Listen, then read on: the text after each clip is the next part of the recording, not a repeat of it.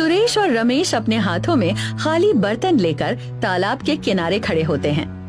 दोनों परेशान दिखाई देते हैं। जो तालाब कभी पूरे गांव के पानी का सहारा होता है, अब पूरी तरह सूख चुका होता है। रमेश भाई, अब तो बर्दाश्त के बाहर है। देखो इस तालाब को, एक बूंद पानी नहीं बचा है। ऐसा लग रहा है जैसे सूरज सारा पानी पी गया हो। सही कह रहे हो सुरेश, पिछले 10 सालों में ऐसी गर्मी कभी नहीं देखी। अगर अगले कुछ दिन बारिश नहीं हुई तो हम सब भुन जाएंगे। पानी लेने के लिए 5 मील दूर उस पुराने कुएं पर जाना पड़ता है। वहां भी लंबी लाइन लगी रहती है। नहाने की बात तो भूल ही जाओ, पीने का पानी जुटाना मुश्किल हो रहा है। दोनों उदास दिखाई देते हैं। फिर दोनों वहां से मुड़ते हैं और अपने घर की तरफ चलने लगते हैं। घर पर सुनीता रसोई में खाना बनाने की कोशिश कर रही होती है।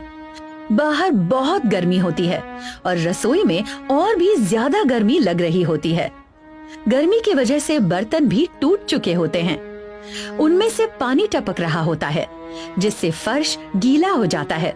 तभी रमेश रसोई में आता है और टूटे हुए बर्तनों को देखता है। देखो, ये तीसरा मटका है जो आज चटक गया। इतनी गर्मी है कि मटके का पानी भी मिट्टी को ठंडा नहीं रख पा रहा। मिट्टी सूख कर फट रही है। ये तो बहुत बुरा हुआ। पीने का पानी वैसे ही कम है और अब ये मटके भी जवाब दे रहे हैं। बाहर की धूप दीवारों को सुखा रही है। पूरी दोपहर मैं सिर्फ पसीना पोंछती रहती हूँ। घर के अंदर हवा जैसे रुक गई है। चूल्हा जलाने की हिम्मत नहीं होती। क्या हम इस गर्मी का कुछ नहीं कर सकते?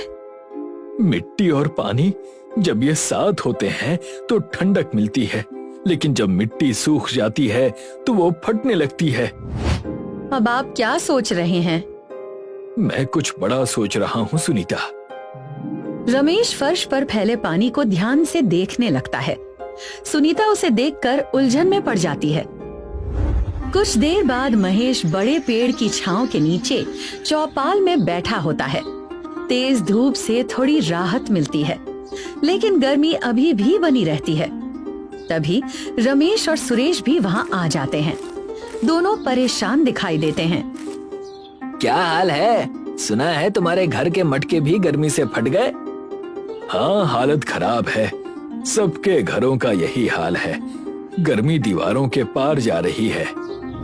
ये कुदरत का कहर है। मैंने तो दोपहर में घर से निकलना ही छोड़ दिया है। लेकिन घर के अंदर भी तो चैन नहीं है महेश। मैंने एक बात सोची है। हमारे पूर्वज कहते थे कि मिट्टी के नीचे ठंडक होती है।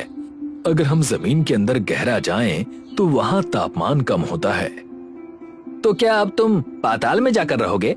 रमेश, गर्मी दिमाग पर चढ़ गई है क्या तुम्हारे? नहीं महेश, पाताल नहीं।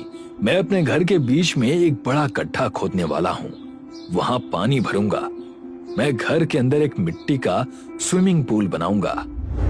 महेश उसकी बात सुनकर हंसने लगता है। वो उसके इस विचार का मजाक उड़ाने लगता है। घर के अंदर स्विमिंग पूल? तुम पागल हो गए हो? घर की नींव गीली हो जाएगी, घर गिर जाएगा। और इतना पानी लाओगे कहाँ से? नींव को बचाने का तरीका मुझे पता है और पानी के लिए मैं बारिश के बचे हुए टैंक का इस्तेमाल करूंगा। जो थोड़ा बहुत पानी बचा है उसे सही जगह इस्तेमाल करना होगा।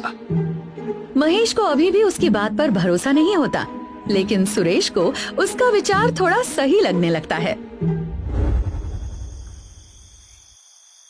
रात के समय रमेश अपने घर में हाथ की मदद से कमरे का नाप ले रहा होता है। सुनीता उसे देखकर उलझन में पड़ जाती है। महेश भाई सही कह रहे थे। घर के अंदर खुदाई करना क्या ठीक होगा? अगर घर की दीवारों में दरार आ गई तो? सुनीता, मैं दीवार के पास नहीं खोद रहा। मैं आंगन के बीच में एक गोल घेरा बना रहा हूँ। मैं इसे पुरानी तकनीक से बनाऊंगा। हम इसमें चिकनी मिट्टी और भूसे का लेप लगाएंगे। लेकिन इससे होगा क्या? मिट्टी तो पानी सोख लेगी। यही तो राज है। जब मिट्टी पानी सूखेगी तो वो आसपास की हवा को ठंडा कर देगी। जैसे मटका ठंडा रहता है, वैसे ही हमारा पूरा घर ठंडा रहेगा और हम उस पानी में बैठ भी सकेंगे।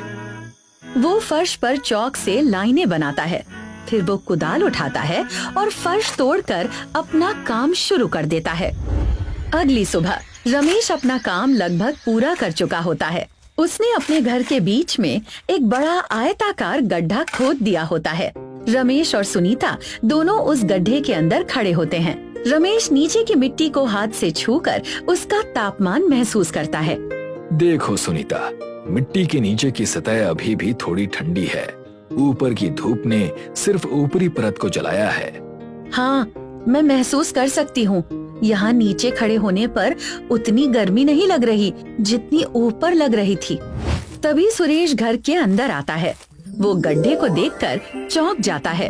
अरे बाप रे रमेश, तुमने तो वाकई घर को खोद डाला। मुझे लगा तुम मजाक कर रहे थे। मजाक का समय नहीं है सुरेश, आओ मेरी मदद करो। अगर हम आज इसे पूरा कर लें तो कल हम चैन से सो पाएंगे। दोस्त, मैं खोद तो नहीं पाऊंगा, मेरी पीठ में दर्द है, लेकिन मैं बाहर से चिकनी मिट्टी ला सकता हूँ जो स्विमिंग पूल के किनारे सूखी पड़ी है। वो पानी रोकने में अच्छी होती है। हाँ हाँ, वही चाहिए। उस मिट्टी को कूट कर हम इसकी सतह पर बिछाएंगे। जाओ सुरेश, जल्दी करो। इसके बाद सुरेश वहाँ से चला जाता है। रमेश गड्ढे को और सही आकार देने में लग जाता है और उसके अंदर बैठने के लिए कुछ जगहें भी बना देता है। कुछ समय बाद सुरेश मिट्टी के कुछ बोरे लेकर वहाँ आता है। उसके साथ महेश भी आता है। तो ये है तुम्हारा स्विमिंग पूल। ये तो बस एक बड़ा सा गड्ढा लग रहा है। इसमें पानी भरते ही ये कीचड़ बन जाएगा। नहीं, हम इसके ऊपर चिकनी मिट्टी लगाएंगे। मिट्टी पानी को पकड़ेगी लेकिन कीचड़ नहीं बनने देगी। चारों मिलकर काम में लग जाते हैं। सुरेश और महेश मिट्टी में पानी मिलाकर उसे नरम करने लगते हैं। वहीं सुनीता और रमेश उस मिट्टी को गड्ढे की दीवारों पर लगाने लगते हैं। धीरे धीरे वो जगह एक छोटे स्विमिंग पूल जैसी दिखने लगती है। वे सभी पूरी रात काम करते रहते हैं। फिर अगली सुबह वो छोटा स्विमिंग पूल पूरी तरह तैयार हो जाता है और मिट्टी की परत भी सूख जाती है। रमेश और सुरेश आंगन में रखी बारिश के पानी की टंकी से एक पाइप जोड़ते हैं और स्विमिंग पूल में पानी भरना शुरू करते हैं। धीरे धीरे स्विमिंग पूल पानी से भरने लगता है। पानी गंदला नहीं होता, बल्कि रमेश की बात की तरह बिल्कुल साफ रहता है। देखो, पानी गंदा नहीं हो रहा। मिट्टी की परत इतनी मजबूत है कि पानी साफ बना हुआ है। ये तो कमाल हो गया। पानी धीरे धीरे भर रहा है। रमेश, ये तो सच में स्विमिंग पूल जैसा लग रहा है। जैसे ही स्विमिंग पूल पूरा भर जाता है, सभी को राहत महसूस होने लगती है और घर के अंदर का माहौल ठंडा होने लगता है। सुनीता पानी को हाथ लगाकर देखती है। ये पानी तो बहुत ठंडा है, जैसे किसी ने इसमें बर्फ डाली हो। इसके बाद रमेश, सुरेश और महेश उस स्विमिंग पूल में उतर जाते हैं। ठंडा पानी लगते ही तीनों को तुरंत राहत महसूस होती है। आह, क्या सुकून है। तुमने तो स्वर्ग बना दिया यार।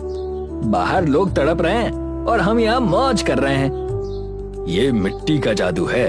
जब हवा इस पानी के ऊपर से गुजरती है तो वो ठंडी हो जाती है। अब देखो, मुझे पसीना भी नहीं आ रहा। मुझे माफ करना यार, मैंने तुम्हारा मजाक उड़ाया था।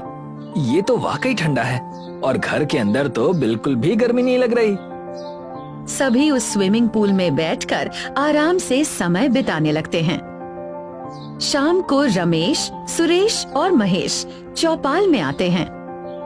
अब उन्हें गर्मी से काफी राहत मिल चुकी होती है और तीनों पहले से ज्यादा खुश दिखाई देते हैं।